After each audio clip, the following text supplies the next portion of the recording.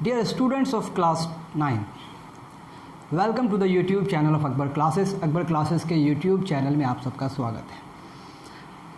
हम बात कर रहे थे सेपरेशन प्रोसेस का कि क्या क्या टेक्निक्स हम अप्लाई कर सकते हैं, क्या क्या मेथड्स अप्लाई कर सकते हैं डिफरेंट टाइप्स ऑफ मिक्सचर के कंपोनेंट्स को अलग करने के लिए। And in the last lecture it mean separation process का जो पहला लेक्चर था उसमें हम लोग इवापोरेशन पे बात किए थे, फिर हम लोग बात किए थे दूसरा जो प्रोसेस था वो था सेंट्रीफ्यूगेशन, और तीसरा प्रोसेस था सेपरेटिंग फनल का यूज़ करके। एक्चुअली वहाँ पर सेडिमेंटेशन होता है। अब सेपरेटिंग फनल में हमने पढ़ा था कि दो इमिसिबल लिक्विड्स अगर मिक्स्ड हों तो उस सेपरेटिंग फनल में उसको रखते हैं हम लोग, स्टॉप कॉक को बंद कर देते हैं, जिसकी वजह से वो दोनों लिक्विड में डिफरेंट डिस्टिंक्ट लेयर बनते हैं। ये डिस्टिंक्ट लेयर्स क्यों बनते हैं? Because of the difference in there densities. जो हैवी होता है वो बॉटम लेयर बनाता है, जो लाइटर होता है वो टॉप लेयर बनाता है। इस तरह से दोनों अलग हो जाता है और उसको हम लोग स्टॉप कॉक को ओपन करते हैं और दोनों लिक्विड्स को अलग कर लिया जाता है। फिर हम पढ़े थे कि सेंट्रीफ्यूगेशन कब अप्लाई करते हैं। सेंट्रीफ्यूगेशन एक स्पेशल मशीन से होता है जिसका नाम है सेंट्रीफ्यूज या फिर सेंट्रीफ्यूजिंग मशीन। इस सेंट्रीफ्यूजिंग मशीन में मिक्सचर को हाई स्पीड में रोटेट कराया जाता है। क्यों रोटेट कराया जाता है? क्योंकि उसके अंदर जो पार्टिकल्स होते हैं, पार्टिकल्स हैवी तो होते हैं लेकिन वो खुद सेटल डाउन नहीं हो सकते हैं, इसीलिए उसको फोर्स किया जाता है कि वो सेटल डाउन हो जाए। इस तरह से हम लोग उसका यूज़ कहाँ कहाँ किए थे सेंट्रीफ्यूगेशन का यूज़ हुआ था क्रीम को मिल्क से अलग करने के लिए, या फिर ब्लड टेस्ट में, यूरिन टेस्ट में सेंट्रीफ्यूगेशन का यूज़ किया जाता है। ये बातें हम लोग कर चुके थे। और इवापोरेशन कब देखे थे? इवापोरेशन तब करेंगे जब दो आप ऐसा मिक्सचर हो जिसमें एक नॉन वोलाटाइल हो सब्सटेंस और दूसरा वोलाटाइल सब्सटेंस हो। यानी कि लिक्विड और सॉलिड का मिक्सचर जनरली होगा, उसमें जो सॉलिड होगा वो नॉन वोलाटाइल होगा और जो लिक्विड होगा वो वोलाटाइल होगा। मतलब लिक्विड गैसेस स्टेट में जा सकता है। उसमें हम लोग एग्जांपल क्या देखे थे कि इंक से डाई को कैसे अलग करेंगे। तो इंक को हीट किए, वाटर इवापोरेट हो गया और आपका जो डाई है वो बच गया। ये सारी बातें हमारी हो चुकी थी लास्ट क्लास में, ठीक है। उसके एप्लीकेशन भी हम लोग देख चुके थे। आज हम लोग एक अगला एग्जाम्पल पढ़ेंगे। हम लोग क्वेश्चन ही अराइज करते हैं, यानी कि एक एक करके एग्जाम्पल लेते हैं और उससे रिलेटेड मेथड्स हम लोग पढ़ते हैं। आज का जो हमारा टॉपिक है वो है how can we separate a mixture of salt and ammonium chloride, यानी कि fourth separation process. How can we separate the mixture of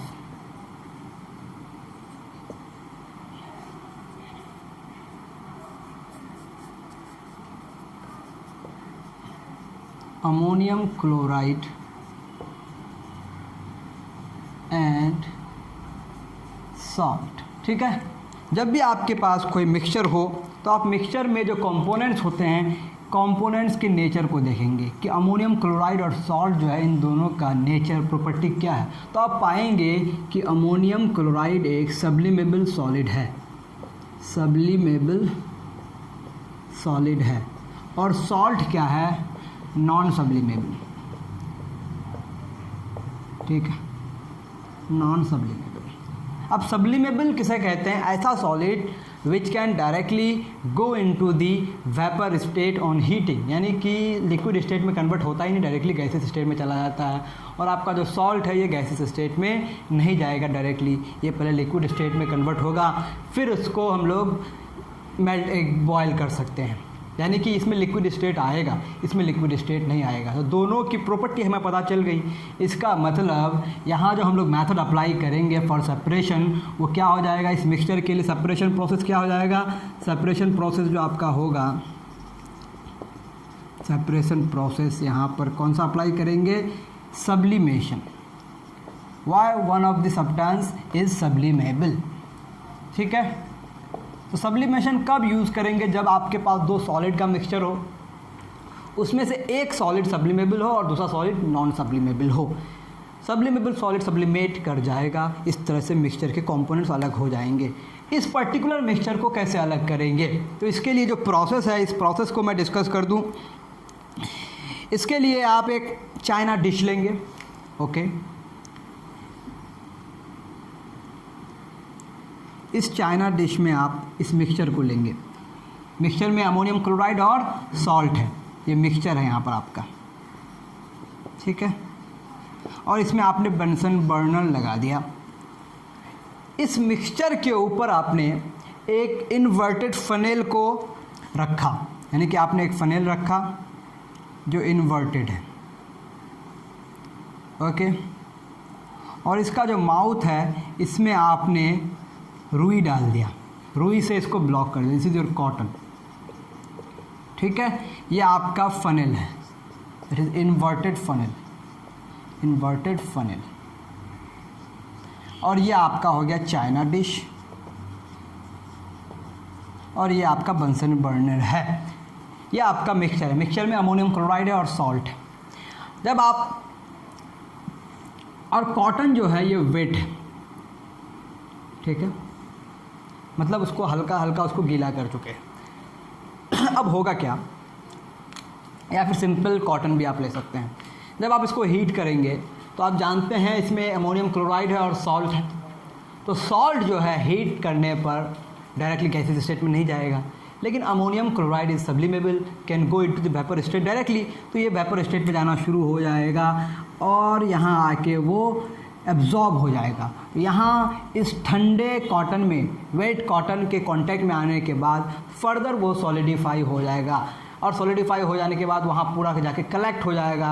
इस कलेक्शन को हम लोग अलग कर लेंगे। इस तरह से आपका सॉल्ट चाइना डिश में रह जाएगा और आपका अमोनियम क्लोराइड उस कॉटन में एब्जॉर्ब हो जाएगा। इस तरह से सब्लिमेशन अप्लाई करके आप क्या कर सकते हैं, अमोनियम क्लोराइड और सॉल्ट को अलग कर सकते हैं। सब्लिमेशन कब अप्लाई होगा, जब दो सॉलिड मिक्सचर होगा, सॉलिड प्लस सॉलिड होगा, और इसमें से एक सॉलिड हो जाएगा सब्लिमेबल और दूसरा सॉलिड होगा नॉन सब्लिमेबल, ठीक है भाई।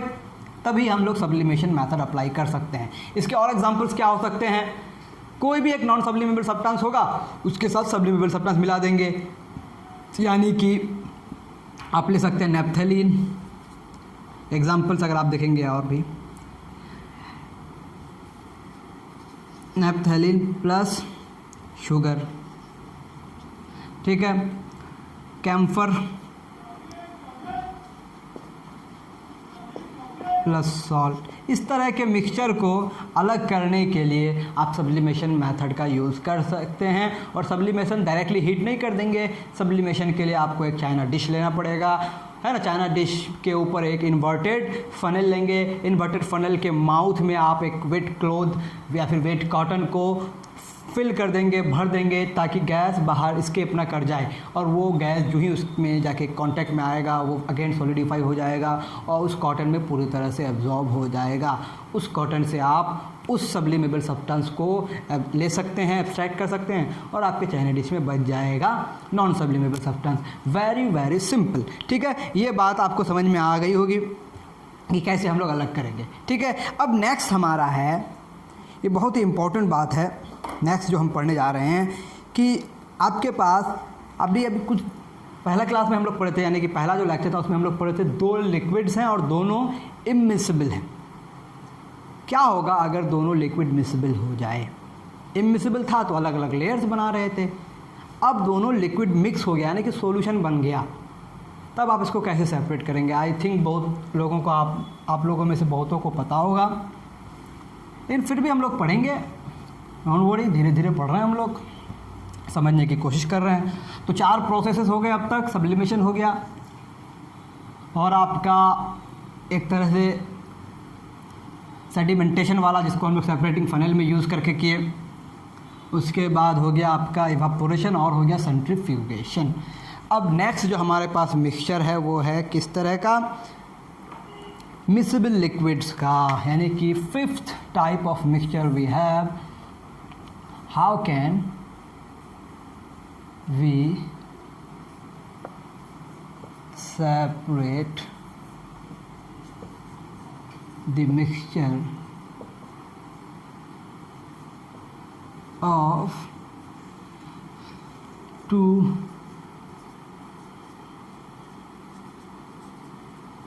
miscible liquids। दो मिक्सेबल लिक्विड्स के मिक्सचर को कैसे अलग कर सकते हैं। मिक्सेबल लिक्विड्स क्या क्या हो सकते हैं, एग्जांपल ले लेते हैं हम लोग। वाटर एंड इथेनॉल, ठीक है। आपके बुक में भी कुछ एग्जांपल्स दिए होंगे। एसीटोन एंड वाटर,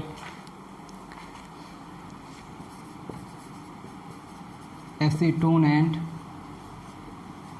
वाटर, इस तरह के मिक्सचर को आप कैसे अलग करेंगे जब दोनों मिक्सेबल हो।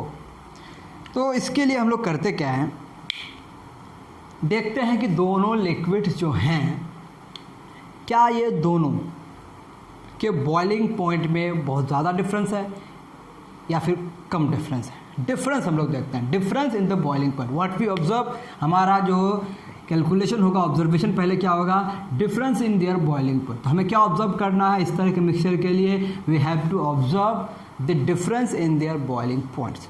जब हमें बॉइलिंग पॉइंट्स में डिफरेंस पता चल जाएगा तब हम लोग अलग अलग मेथड्स ऑफ सेपरेशन अप्लाई कर सकते हैं।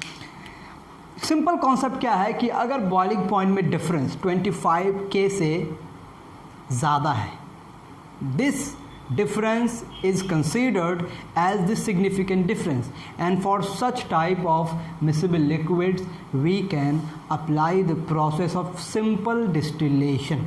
सिंपल डिस्टिलेशन, अब डिस्टिलेशन होता क्या है ये हम लोग जानेंगे। तो पहले कौन सा मेथड अप्लाई करेंगे इस तरह के मिक्सचर्स के लिए, डिस्टिलेशन, ठीक है। अब डिस्टिलेशन क्या होता है भाई, डिस्टिलेशन सिंपल डिस्टिलेशन भी होता है और फ्रैक्शनल डिस्टिलेशन भी होता है। इन डिस्टिलेशन प्रोसेस को हम लोग पहले समझ लेते हैं। डिस्टिलेशन सेपरेशन में भी पहले समझ ले कि ये प्रोसेस होता क्या है। डिस्टिलेशन ऐसा प्रोसेस है जिसमें पहले इवापोरेशन होगा, फिर सेम इवापोरेटेड सब्सटेंस को कंडेंस कर लिया जाएगा, यानी कि हीटिंग एंड कूलिंग एक साथ हो रहा है। हीटिंग होके जब किसी लिक्विड को हीट करेंगे वो किस में कन्वर्ट हो जाएगा, वेपर में कन्वर्ट हो जाएगा। Again you cool the vapour, then the vapour converts into the liquid state again. इस प्रोसेस को हम लोग कहते हैं डिस्टिलेशन। यानी distillation is when evaporation is followed by condensation, the entire process is called distillation. When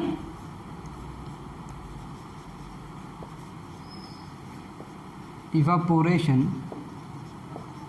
is followed by condensation,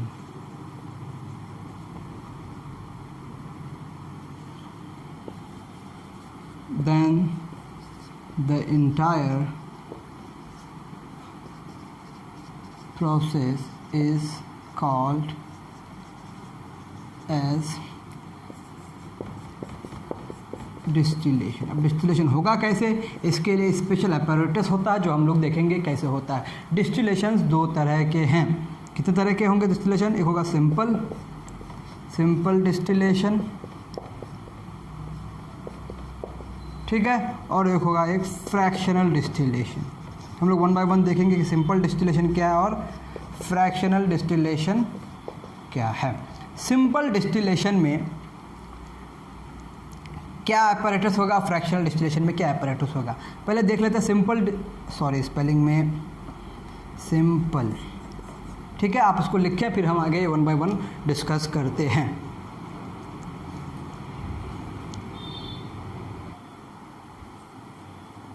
okay, आपने इतना लिख लिया।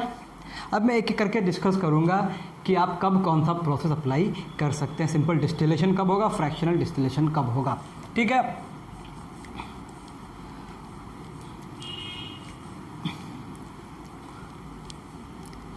मैंने कहा था कि आपको बॉइलिंग पॉइंट जानना ज़रूरी है। आप सबको पता है कि वाटर का बॉइलिंग पॉइंट क्या होता है, बॉइलिंग पॉइंट ऑफ वाटर सबको पता है इज़ 100 डिग्री सेल्सियस, है ना। और बॉइलिंग पॉइंट ऑफ इथेनॉल जो है ये अराउंड 76 डिग्री सेंटीग्रेड है, ठीक है। और बॉइलिंग पॉइंट ऑफ एसीटोन ये आपका है 56 डिग्री सेंटीग्रेड। अब आप इस मिक्सचर में डिफरेंस अगर देखेंगे, डिफरेंस इन बॉइलिंग पॉइंट अगर देखेंगे तो इथेनॉल और इसमें डिफरेंस देखेंगे तो लगभग 24 डिग्री सेंटीग्रेड का डिफरेंस है, या फिर इसको आप 24 के भी बोल सकते हैं। आ रही बात समझ में, क्योंकि यूनिट तो सेम है ना। या फिर इसको आप 24 के भी लिख सकते हैं, अगर केल्विन में कन्वर्ट कर देंगे तब भी। इन दोनों में डिफरेंस आप देखेंगे लगभग कितना है, अब देख सकते हैं इन दोनों में डिफरेंस हो गया आपका 44 डिग्री सेंटीग्रेड, 44 डिग्री सेंटीग्रेड या फिर 44 के। तो इस मिक्सचर में जो डिफरेंस है वो 25 के से ज़्यादा है, यहाँ 25 के से ज़्यादा है, और यहाँ जो डिफरेंस है ये 25 के से कम है। ठीक है। अब इस मिक्सचर में सिंपल डिस्टिलेशन अप्लाई नहीं हो सकता है, यहाँ पर simple distillation is not applied. ठीक है। और यहाँ पर आप सिंपल डिस्टिलेशन को अप्लाई कर सकते हैं, क्योंकि यहाँ 25 के से ज़्यादा है। Simple distillation can be applied. ठीक है, क्लियर हो रही है बात, समझ में आ रही होगी बात। सिंपल डिस्टिलेशन, अब सिंपल डिस्टिलेशन कैसे होगा, इसके लिए हमारे पास जो अपैरेटस होगा उसको हम लोग देखते हैं। तो हम लोग पहले सिंपल डिस्टिलेशन देखेंगे, तो एसीटोन और वाटर के मिक्सचर को हम लोग पहले अलग करेंगे। ठीक है, उसके बाद फिर हम अलग करेंगे किसको, वाटर एंड इथेनॉल के मिक्सचर को, क्योंकि हमें 25 के ही हमारा मार्जिन है। ठीक है।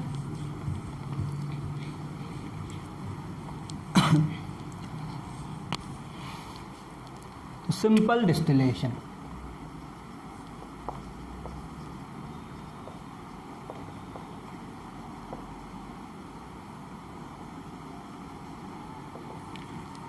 ठीक है। कब होगा simple distillation, when the difference in the boiling point, in the boiling points of liquids is more than 25 Kelvin. When the difference in the boiling points of liquids is more than 25 K, then simple distillation process is applied। ठीक है। अब इसका हम लोग setup देखते हैं। Simple distillation process का जो सेटअप है उसमें क्या सेटअप होगा। इसके लिए आपके पास एक डिस्टिलेशन फ्लास्क होगा। ठीक है, आपके पास एग्जांपल क्या है, एग्जांपल हम लोग इसमें देख लिए कौन सा, एसीटोन एंड वाटर। ठीक है भाई, यानी कि एसीटोन और वाटर के मिक्सचर को आप कैसे अलग करेंगे, इसके लिए आपके पास एक डिस्टिलेशन फ्लास्क होगा। ठीक है, इस डिस्टिलेशन फ्लास्क में आपका एक जुड़ा होगा डिलीवरी ट्यूब। ठीक है, इस डिलीवरी ट्यूब में आपका एक कंडेंसर होगा। ठीक है,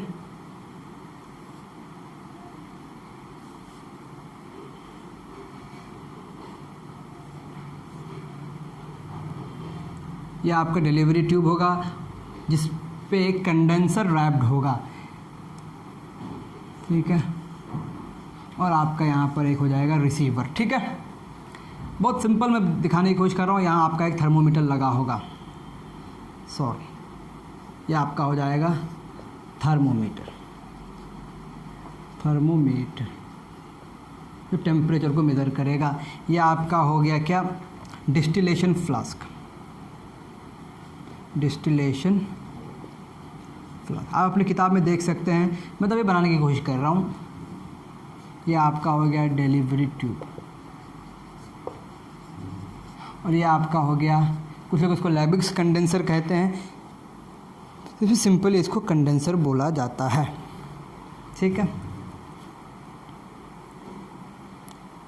ये कंडेंसर हो गया आपका, इसका नाम लैबिक्स कंडेंसर भी है। कंडेंसर कंडेंस करेगा, एक तरफ से पानी आएगा, एक तरफ से पानी जाएगा, ठंडा पानी, कोल्ड वाटर, इधर से हो जाएगा वो हॉट वाटर, गर्म हो जाएगा। वो लगातार आप डालते रहेंगे ठंडा पानी, वो गर्म होता जाएगा। ठीक है, अब क्या होगा, यहाँ पे आपने मिक्सचर ले लिया, इसमें आपका एसीटोन है और वाटर है, इसको आप हीट करेंगे। जब हीट करेंगे तो आपको पता है कि एसीटोन का बॉइलिंग पॉइंट 56 डिग्री सेंटीग्रेड और ये आपका है 100 डिग्री सेंटीग्रेड। ठीक है, तो 56 डिग्री सेंटीग्रेड पे एसीटोन भागना शुरू हो जाएगा और वो फाइनली इससे आना शुरू हो जाएगा। यहाँ जो ही आएगा यहाँ हो जाएगा कंडेंसेशन और वापस यहाँ आपको क्या मिल जाएगा, एसीटोन मिल जाएगा और आपका इस कंटेनर में क्या रह जाएगा, वाटर रह जाएगा। तो पहले इवापोरेशन होगा, on heating eight 56 degree centigrade evaporation शुरू हो जाएगा और evaporation is followed by condensation because of the condenser और एसीटोन आपका यहाँ आके लिक्विड में कन्वर्ट हो गया, आपके रिसीवर में आ गया। This is your receiver. ठीक है, रिसीवर में आपका एसीटोन आ गया और आपका डिस्टिलेशन फ्लास्क में रह गया water. In this way you can separate the two miscible liquids when the difference in their boiling point is more than 25 kelvin. ठीक है, ये हो गया सिंपल डिस्टिलेशन। सिंपल डिस्टिलेशन में सिंपल डिस्टिलेशन फ्लास्क का हम लोग यूज़ करते हैं, इसको कुछ लोग सिंपल डिस्टिलेशन फ्लास्क भी कहते हैं। ठीक है, अब जो दूसरा हमारे पास एग्जाम्पल है वो हमारा वाटर और इथेनॉल का था। चलिए हम एनसीईआरटी को भी थोड़ा देख लेते हैं। This method is called distillation. It is use for the separation of components of a mixture containing two miscible liquids that boil without decomposition. अच्छा, ये बहुत ही इंपॉर्टेंट बात मैं एक बोलना भूल गया। बॉयल तो हो रहा है लेकिन डिकम्पोजिशन नहीं होना पड़ेगा। कुछ ऐसे भी सब्सटेंसेस होते हैं जो हीट करने पर डिकम्पोज हो जाते हैं। तो पहली बात कि इसके सब्सटेंस के नेचर को मेंटेन रखने के लिए जब इसको आप इवापोरेट करेंगे तो ये डिकम्पोज ना हो। तो दो बातें, आप डिस्टिलेशन कब यूज़ करेंगे, सबसे पहली बात कि दोनों लिक्विड मिक्सेबल हो और हीट करने पर दोनों में से कोई एक भी डिकम्पोज ना हो। यानी कि डिस्टिलेशन के लिए आप एनसीईआरटी पढ़ेंगे तो आपको ये बातें मिलेगी। डिस्टिलेशन होने के लिए दो बातें हैं, है ना, liquids should be miscible and none should decompose on heating। ठीक है, डिस्टिलेशन कब अप्लाई करेंगे, जब लिक्विड्स मिक्सेबल हो और डिकम्पोज ना हो हीट करने पर, उनमें से एक भी डिकम्पोज ना हो। ठीक है, और उसके बॉइलिंग पॉइंट में सफिशिएंट डिफरेंस हो। There should be a sufficient difference in their boiling point. If the difference in their boiling point is less than 25 K then simple distillation cannot be applied. If the difference in their boiling point is more than 25 K then you can apply a simple distillation process. Here you are using the simple distillation flask which is connected to the delivery tube, and delivery tube is wrapped with a condenser where the cold water is continuously is being given। ठीक है, अब ये cold water देने की वजह से यहाँ condensation continuously होता रहता है। इवापोरेशन यहाँ हो रहा है हीटिंग की वजह से और वहाँ कंडेंसेशन हो रहा है, तो evaporation is followed by condensation is called distillation. मैंने आपको बता दिया, ये हो गया आपका सिंपल डिस्टिलेशन। ठीक है, अब अगर आपके पास हो जाए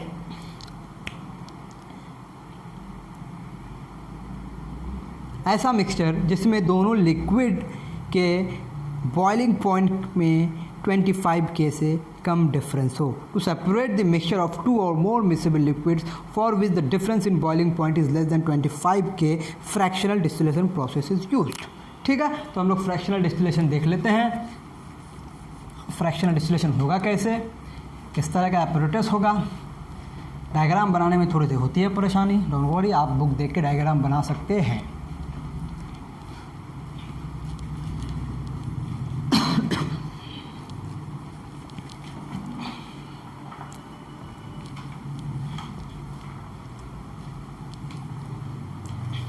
फ्रैक्शनल डिस्टिलेशन। फ्रैक्शनल डिस्टिलेशन, मैं एनसीईआरटी के बाद को लिखता हूँ, to separate the mixture of two और to separate a mixture of two or more miscible liquids, two or more miscible liquids for which the difference in boiling points, for which the difference in boiling points is less than 25 K, less than 25 K, fractional distillation process is used. Fractional distillation process is used। ठीक है भाई, example में क्या हो जाएगा, सबसे ज़्यादा जो इसका यूज़ है, अभी भी मैंने देखा एग्जाम्पल आपको बताया, इथेनॉल एंड वाटर। लेकिन इसका जो कॉमन एग्जाम्पल है एयर के डिफरेंट गैसेस को अलग करने के लिए। ठीक है, इसका कॉमन एग्जाम्पल क्या है, different gases from the separation of, यानी कि एयर एक मिक्सचर है डिफरेंट गैसेस का, इसको आप फ्रैक्शनल डिस्टिलेशन से डिफरेंट गैसेस को अलग कर सकते हैं। आप बोलेंगे तो लिक्विड है ही नहीं, तो आप बोलेंगे लिक्विफाइड एयर। कौन सा एयर? Liquefied air. अब लिक्विफाइड एयर मतलब लिक्विड में कन्वर्ट हो गया और उसके अंदर सारे के सारे मिक्सेबल लिक्विड्स होंगे। अब ये लिक्विफाइड एयर के अलग अलग कंपोनेंट्स को अलग कैसे करेंगे, इसी तरह से पेट्रोलियम से डिफरेंट गैसेस को, petroleum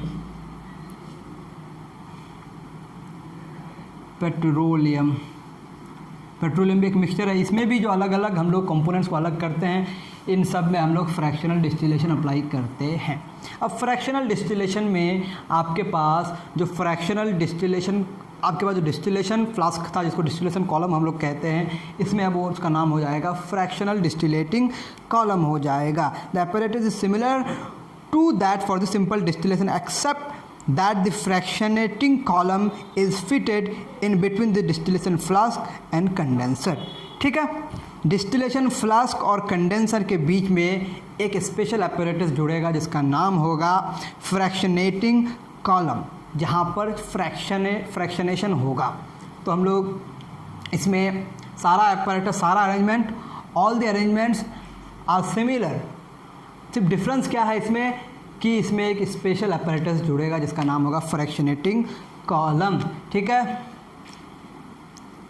in this process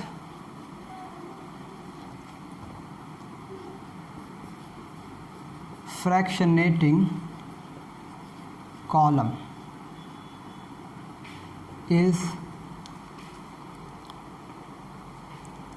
fitted between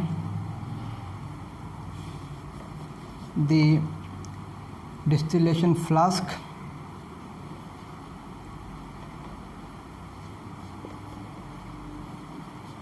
and condenser. ठीक है, बाकी सब सेम। कंडेंसर और डिस्टिलेशन फ्लास्क के बीच में फ्रैक्शनेटिंग कॉलम को जोड़ा जाएगा, फिट किया जाएगा। अब इस फ्रैक्शनेटिंग कॉलम का काम क्या है? इस फ्रैक्शनेटिंग कॉलम में होगा क्या कि जिसका बॉइलिंग पॉइंट ज़्यादा है वो क्योंकि बॉइलिंग पॉइंट में डिफरेंस बहुत कम है, इसीलिए जब आप उसको हीट करेंगे तो एक साथ एक से ज़्यादा लिक्विड्स इवापोरेट हो जाएंगे। लेकिन जो ही फ्रैक्शनेटिंग कॉलम में जाएगा वो लिक्विड, यानी कि वो वेपर, अलग अलग हाइट में, यानी कि कुछ अलग हाइट में जाके इवापोरेट होगा, अलग अलग हाइट में अलग अलग लिक्विड जाके इवापोरेट होगा। सबसे बड़ी बात कहने की बात यह है कि जिसका बॉइलिंग पॉइंट कम है वो उस क्या नाम है फ्रैक्शनेटिंग कॉलम से ऊपर चला जाएगा, स्केप कर जाएगा, और जिसका बॉइलिंग पॉइंट ज़्यादा है वो वहाँ जाके अपनी एनर्जी लूज़ करेगा और वो फिर से क्या हो जाएगा, लिक्विफाई हो जाएगा, यानी कि कंडेंस हो जाएगा। कंडेंसर में जाने से पहले ही वो उस क्या नाम है फ्रैक्शनेटिंग कॉलम में कंडेंस हो जाएगा, और जिसको अलग होना था वो अलग हो जाएगा। और ये बात समझ में, तो फ्रैक्शनेटिंग कॉलम एक्चुअली क्या करता है, जिसका बॉइलिंग पॉइंट ज़्यादा है उसको बॉयल होने के बाद भी कंडेंस कर देता है उसके कांटेक्ट में आने से। उसमें कुछ ग्लासेस होते हैं, क्या लगा, फ्रैक्शनेटिंग कॉलम क्या है, एक ट्यूब है विथ ग्लास बीड्स, ठीक है। अब फ्रैक्शनेटिंग कॉलम के बारे में हम लोग लिख लेते हैं, उसके बाद आगे बढ़ते हैं। आई थिंक ये सब लिख चुके होंगे आप। फ्रैक्शनेटिंग कॉलम होता क्या है, हो सकता है ये सारे टॉपिक्स किसी को बोरिंग लग रहा हो, लेकिन पार्ट ऑफ द सिलेबस, इसीलिए पढ़ना है ज़रूरी भाई। फ्रैक्शनेटिंग कॉलम, फ्रैक्शनल डिस्टिलेशन में फ्रैक्शनेटिंग कॉलम है एक पार्ट, जब अभी हमने बताया आपको fractionating column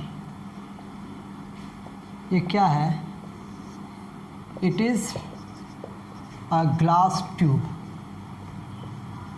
It is a glass tube packed with glass beads.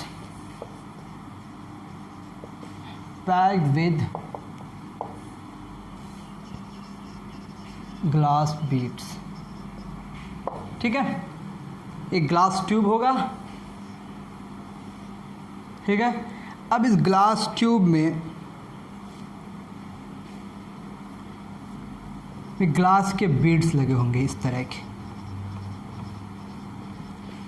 इसमें कुछ स्केपिंग होल्स भी होंगे जिससे वो स्केप कर पाएगा, यानी कि अरेंजमेंट इस तरह का, ये ग्लास बीड्स होंगे, ठीक है।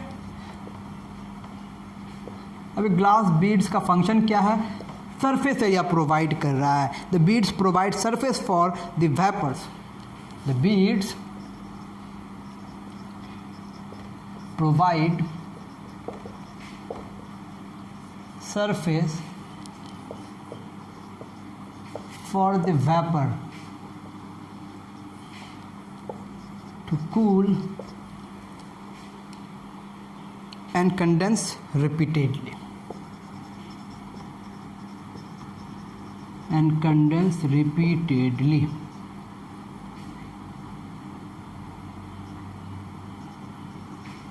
And condense repeatedly. ठीक है भाई, सॉरी स्पेलिंग फिर से गलत, रिपीटेड, मेरे स्पेलिंग्स होते हैं गलत, ठीक है भाई। ये जुड़ा होगा किससे, हमारा कंडेंसर से, क्या नाम है, डिस्टिलेशन फ्लास्क से, ठीक है। अब इस डिस्टिलेशन फ्लास्क ये आपका हो गया, इसमें आपका थर्मोमीटर रहेगा, जो भी है, लगाना लगाओ, नहीं लगाना मत लगाओ। इससे आपका डिलीवरी ट्यूब, फिर इसमें भी कंडेंसर होगा एक, क्योंकि जो वेपर स्केप कर जाएगा,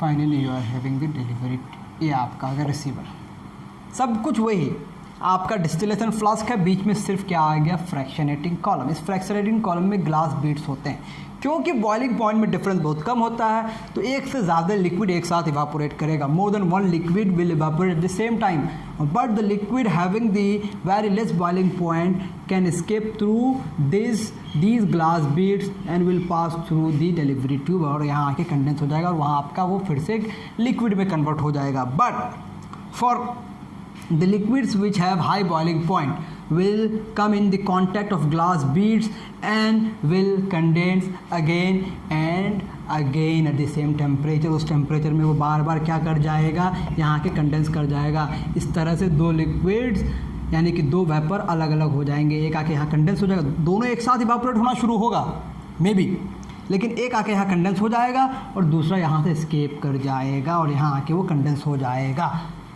मेरे ख्याल से आपको बात समझ में आ गई होगी।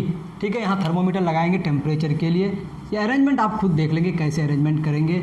आप डायग्राम को अच्छा से अपनी कॉपी में बनाएंगे विद ऑल द स्टेप्स, सारे स्टेप्स को लिखेंगे भी। मैं सिर्फ चीज़ें डिस्कस कर रहा हूँ क्या क्या चीज़ें हैं। तो आप, ये तो हो गया कि हमारे पास अगर यहाँ इथेनॉल है और वाटर है तो इसको अलग कर लेंगे, या फिर पेट्रोलियम प्रोडक्ट को, क्योंकि पेट्रोलियम प्रोडक्ट को या फिर एयर को अलग कर, ये जितना सिंपल दिखता है इतना सिंपल है नहीं, ये बहुत ही बड़ा इंडस्ट्रियल प्रोसेस है। अगर पेट्रोलियम में भी डिस्टिलेशन होता है, आपको पता होगा, है ना। उस डिस्टिलेशन में केमिकल चेंजेस भी होते हैं, तो वहाँ पर बहुत बड़ी इंडस्ट्री में बहुत बड़ा मशीन होता है, बहुत बड़ा सेटअप होता है जिसमें वो चीज़ें होती हैं। आप क्लास 8 में शायद पढ़े होंगे कि पेट्रोलियम प्रोडक्ट को कैसे अलग किया जाता है, separation of different products of petroleum. उसमें आपने पढ़ा है फ्रैक्शनल डिस्टिलेशन कैसे अप्लाई करते हैं हम लोग। एक्चुअली डिस्ट्रक्टिव डिस्टिलेशन आप कहते हैं। डिस्ट्रक्टिव डिस्टिलेशन क्यों कहते हैं? क्योंकि एक ही सब्सटेंस अलग अलग कंपोनेंट्स में ब्रेक डाउन होता है और उस ब्रेक डाउन को हम लोग बोलते हैं डिस्ट्रक्टिव। ठीक है, इसलिए उसका नाम था डिस्ट्रक्टिव डिस्टिलेशन। और डिस्टिलेशन क्योंकि होता है इसलिए डिस्ट्रक्टिव डिस्टिलेशन, क्योंकि वहाँ पर अलग अलग टेम्परेचर में, अलग अलग हाइट में, अलग अलग क्या नाम है, गैस को कंडेंस कराया जाता है, जिसकी वजह से वो बहुत ही हाई टेम्परेचर में होता है। एक्चुअली हाई प्रेशर और हाई टेम्परेचर में होता है, इसलिए सारे एक साथ इवापोरेट कर जाते हैं। लेकिन उसमें अलग अलग कॉलम होता है, आपको याद होगा क्लास 8 में। और अलग अलग हाइट में अलग अलग गैस को कंडेंस कराया जाता है, जिसकी बॉइलिंग पॉइंट जितना कम वो उतना ऊपर जाता है। यानी कि अलग अलग हाइट में अलग अलग गैस को कंडेंस कराया जाता है, कलेक्ट किया जाता है। वो था आपका डिस्ट्रक्टिव डिस्टिलेशन। अब आप यहाँ एयर के लिए कैसे अप्लाई करेंगे ये मेथड, यानी कि अगला जो आपका सवाल है वो है how can we obtain different gases from air. Air में डिफरेंट गैसेस क्या क्या मेन क्या क्या हैं आपके पास? ऑक्सीजन है, नाइट्रोजन है, यही दो मेन गैसेस है, बाकी तो इतने कम अमाउंट में है। तो आपके बुक में आर्गन को भी लिया गया है। सबसे पहले क्या करेंगे आप? लिक्विफैक्शन करेंगे। क्या करेंगे? एयर इज़ अ गैस और air is a mixture of different gases. अब इस गैस को पहले क्या करेंगे आप? लिक्विफाई करेंगे। लिक्विफाई कैसे होता है? आप एयर लेंगे, उस पर हाई प्रेशर अप्लाई करेंगे। हाई प्रेशर अप्लाई करेंगे, टेम्परेचर को लो करेंगे, बिलो द क्रिटिकल टेम्परेचर। जितने सारे गैसेस हैं उन सारे गैस के क्रिटिकल टेम्परेचर से नीचे टेम्परेचर करेंगे आप। मैंने आपको बताया है लिक्विफैक्शन को डिटेल में इन द फर्स्ट चैप्टर कि लिक्विफैक्शन क्या होता है। लिक्विफैक्शन ऐसा प्रोसेस जिसमें किसी गैस को लिक्विड में कन्वर्ट किया जाता है by the application of pressure, यानी कि increasing pressure and reducing the temperature, and temperature is reduce below the critical temperature of the gas. जो उसमें गैस, जिस गैस को आप लिक्विफाई कर रहे हैं, टेम्परेचर उसके क्रिटिकल टेम्परेचर से नीचे टेम्परेचर को लाना अनिवार्य है, नेसेसरी है। तो वो लिक्विफैक्शन कर देंगे, आप एयर को लिक्विफाई कर देंगे। लिक्विफाइड एयर को तब लेके आएंगे किसमें आप? फ्रैक्शनेटिंग, मतलब फ्रैक्शनेटिंग कॉलम वाला फ्रैक्शन में, यानी डिस्टिलेशन में, यानी कि फ्रैक्शनल डिस्टिलेशन उसका कराएंगे। फ्रैक्शनल डिस्टिलेशन करने पर एक टेम्परेचर में दो गैसेस अलग हो जाएंगे और आप पाएंगे कि आपका जो ऑक्सीजन है, ऑक्सीजन का बॉइलिंग पॉइंट, ऑक्सीजन जो है इसका बॉइलिंग पॉइंट है -183 डिग्री सेल्सियस, और नाइट्रोजन का जो बॉइलिंग पॉइंट है वो है -196 डिग्री सेल्सियस। यानी कि ये पहले बॉयल करेगा, ये बाद में बॉयल करेगा। हालांकि एक साथ दोनों बॉयल कर जाएगा, लेकिन ग्लास बीड्स में नाइट्रोजन कंडेंस हो जाएगा इनिशियली, नहीं सॉरी, ऑक्सीजन कंडेंस हो जाएगा और नाइट्रोजन पास हो जाएगा। इस तरह से आप नाइट्रोजन और किसको अलग कर सकते हैं। मैं लिख दूँ एक बार प्रोसेस आपका कि आप कैसे अलग कर सकते हैं। मैं प्रोसेस बता देता हूँ, आप देख लेंगे। तो अगला हमारा क्या है? How can we obtain different gases from air. How can we obtain different gases from air? तो पहले आप एयर लेंगे, इस एयर का क्या करेंगे आप? लिक्विफैक्शन करेंगे। और लिक्विफैक्शन में क्या होगा? प्रेशर को बढ़ाएंगे एंड टेम्परेचर को घटाएंगे। कब तक?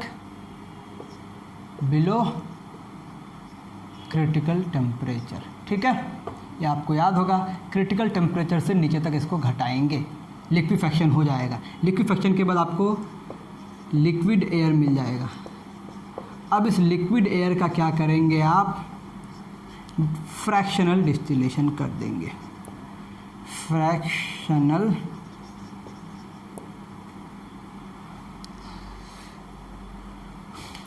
डिस्टिलेशन कर देंगे।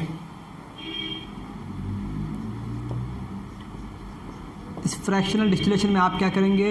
इस लिक्विड को हीट करेंगे, वार्म करेंगे। वार्म करने पर ये फिर से वेपर में, गैस में कन्वर्ट हो जाएगा और gases get separated at different sides. ठीक है, क्या हो जाएगा? जो गैसेस गेट्स सेपरेटेड एट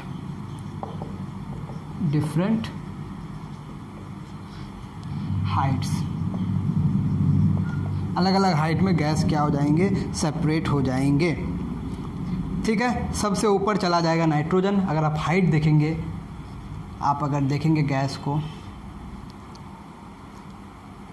उसके बाद सबसे ऊपर, यानी कि हाइट के रेंज में बताना, सबसे ऊपर चला जाएगा N2, फिर आर्गन, तीनों गैस को मेंशन किया गया है, फिर ऑक्सीजन। क्यों?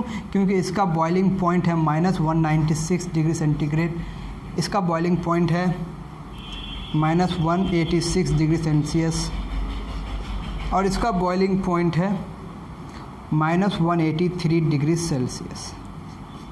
ठीक है, these are the boiling points. ठीक है, तो इस सबसे ऊपर ये होगा नाइट्रोजन, उसके बाद आर्गन, उसके बाद ऑक्सीजन होगा। आई होप आपको समझ में आ गया होगा, बातें समझ में आ गई होगी डिफरेंट हाइट्स में। अगर हाइट देखें हम लोग, ये हाइट देख लें आप, सबसे कम बॉइलिंग पॉइंट सबसे ऊपर ये गैस हो जाएगा, उसके बाद ये गैस, उसके बाद ये गैस, और अलग अलग गैस को आप सेपरेट कर लेंगे, कंडेंस कर लेंगे। ओके, तो एयर के डिफरेंट गैसेस को अलग करने के लिए दो प्रोसेस, लिक्विफेक्शन एंड, इसमें क्या क्या आ गया?